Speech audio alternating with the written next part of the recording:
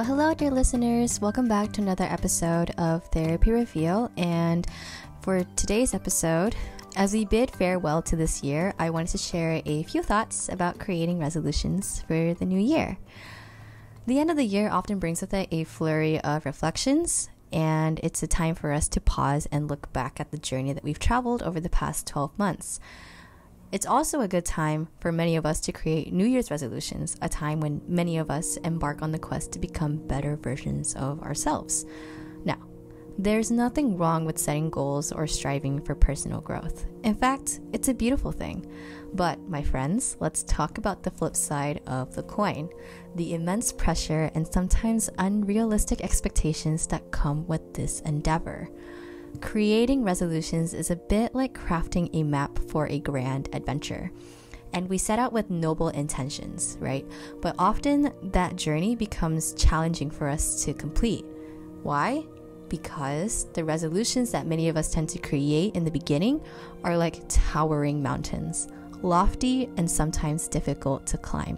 Did you know that around 80% of the population who create New Year's resolutions give up by the time February rolls around? It's not that we lack dedication or willpower to carry through with these resolutions and to keep them throughout the next year. It's just that the goals that we set can sometimes be overwhelming and disconnected from our core desires. So I want you to think about something. Instead of striving for lofty peaks, let's focus on the valleys, the small, consistent steps that lead to meaningful change. So what can we do instead as we create these New Year's resolutions? 1, focus on what's right. What are you grateful for? What do you have that is an advantage? Even being still alive is something to be appreciative, and each day is a new chance for you to make your life what you would like it to be. 2, see how far you've come. Look back over the past year to see all the progress that you've made, all the growth that you've had to go through. Reflect on your successes and let that motivate you to keep moving in the right direction as you go through next year. 3, look on your own paper. There is a saying, comparison is the thief of joy. Compare yourself only to yourself. You will never be anyone else but you, and that should be a good thing. Because how boring would it be if we were all the same? Because all you can really strive for is to be the best that you can be, not like your friends, your sponsor, a celebrity, or sports figure.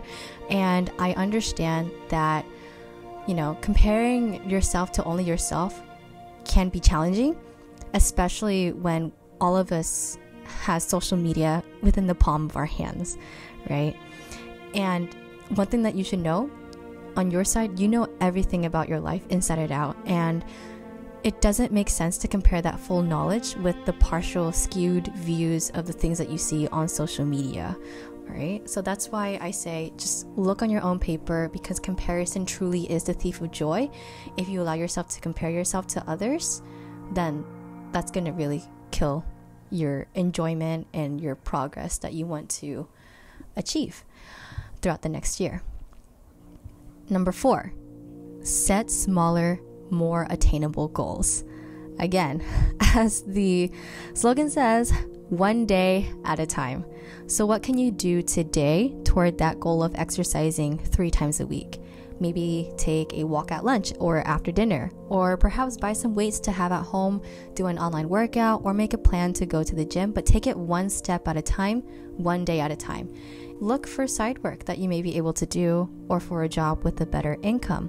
Decide to make lunch at home instead of eating out, or leave that money in the bank if you want to improve your financial situation.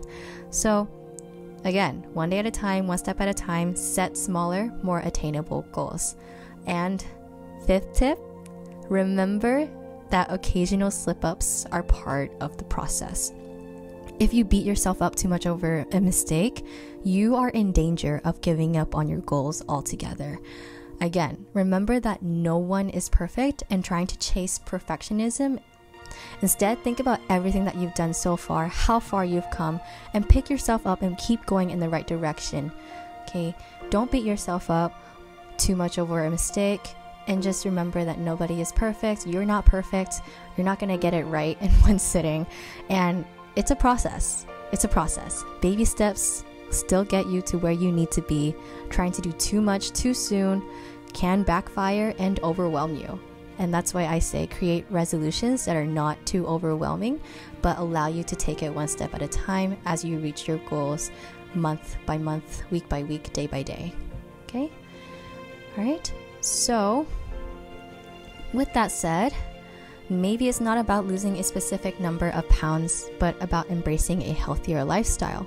Perhaps it's not about working longer hours, but finding a balance that nurtures both work and well-being. So let's create resolutions that are rooted in self-compassion and understanding. Resolutions that acknowledge our humanity, our capacity for growth, and our need for kindness, especially from ourselves. So as we step into the new year, let's redefine our resolutions, let's set intentions that align with our authentic selves, and remember that it's okay to ask for help along the way. Seek support, celebrate small victories, and embrace that journey of growth. I am wishing you guys a new year filled with kindness, growth, and resolutions that elevate your spirit. From all of us here at MFPI, thank you for being a part of our journey thus far, and stay tuned for more interesting content coming out in 2024. So, until then, take care, and I'll see you guys next year.